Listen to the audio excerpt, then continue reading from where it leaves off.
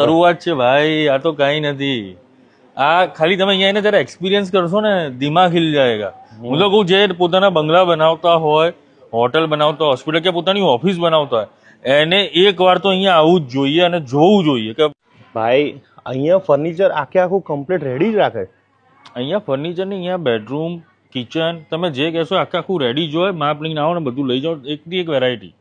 પછી આ બધા માપનું આપણું કરી આપે આ લોકો?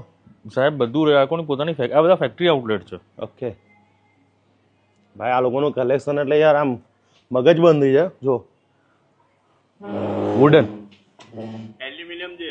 એલ્યુમિનિયમ છે. આ એલ્યુમિનિયમ છે, આના પર પાવડર કોટિંગ છે વુડનનું. આ આખી જિંદગી તમારા ઘરમાં રહે, તમારા ખુરશીને કાઢવી પડે, આ તૂટે નહીં. તૂટે નહીં. આને કાઢવી પડે કે બા હવે રિટાયર થાવ. બાપરે. ઓ ભાઈ, હા રે, આ શું સોફો? અરે શું કહેવાય? ઝૂલો. આને ઝૂલો? ગઝીબો ઝૂલો અને વરસાદ ત્રણેયથી રક્ષણ આપતો ગઝીબો. ધાબા ઉપર તમે લગાડી દીધો હોય આવી રીતના. અમારે જે આખું આ પછી ફોલ્ડિંગ હોય.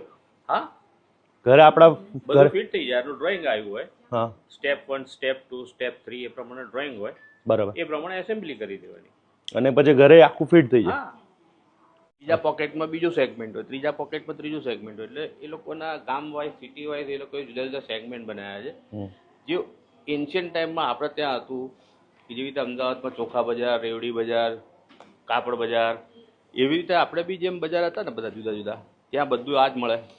એવી રીતે આ લોકો એવું કરી દીધું. ફર્નિચર તો આમાં મળે, ઇલેક્ટ્રોનિક્સ તો આ સિટીમાં મળે, એ બીજી બધી આઈટમો છે, ફેબ્રિકની આઈટમો છે તો આ સિટીમાં મળે. એટલે વર્લ્ડના બહારને એ લોકોએ સેન્ટ્રલાઇઝ તરીકે એક જગ્યાએ. હવે મારે ફર્નિચર કે લાઇટ કે ઘરની કે હોસ્પિટલની કે બેંકની કોઈ પણ ઇન્ટિરિયર વસ્તુઓની જરૂરિયાત હોય તો હું ખાલી આ સિટીમાં આવી જાઉં, અઠવાડિયું રોકાવું એટલે મારો પ્રોજેક્ટ પૂરો થઈ જાય. અને આ લોકો તો નવું નવું લાવતા જ રહે છે, કંઈક ને કંઈક ડિફરન્ટ હોય. અત્યારે માર્કેટમાં શું ચાલતું હોય સૌથી વધારે હાઈએસ્ટ? લેટેસ્ટ ટ્રેન્ડ જે હોય એ જ ચાલે. અત્યારે કયો ટ્રેન્ડ ચાલતો હશે? અત્યારે મોડર્ન અને ઇટાલિયન. મોડર્ન અને ઇટાલિયન. જો શટર ગઝીબો, શટર વાળો ગઝીબો.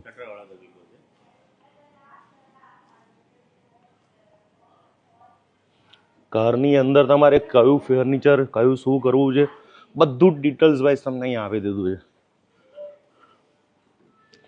ઓલમોસ્ટ કેટલા લાખનું કદાચ લોકો ફર્નિચર લઈ જવાનું પસંદ કરતા હોય?